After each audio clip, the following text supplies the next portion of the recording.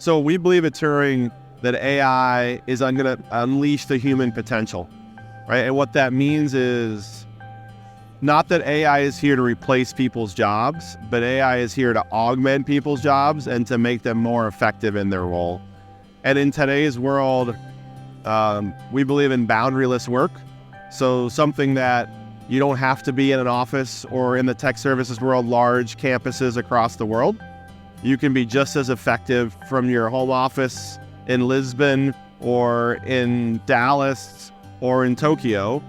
And having an AI platform that will vet you, analyze your ability to do the work, and then more importantly, match you to the work that needs to be done. And then we augment that with tools that can help you be more effective and more productive in your work.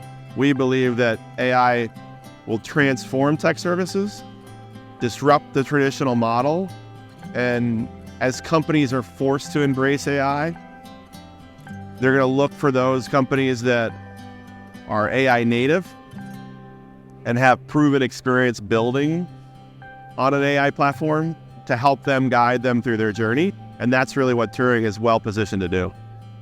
I'm Phil Walsh. I'm the Chief Marketing Officer of Turing. Catch me on the Marketer of the Month podcast.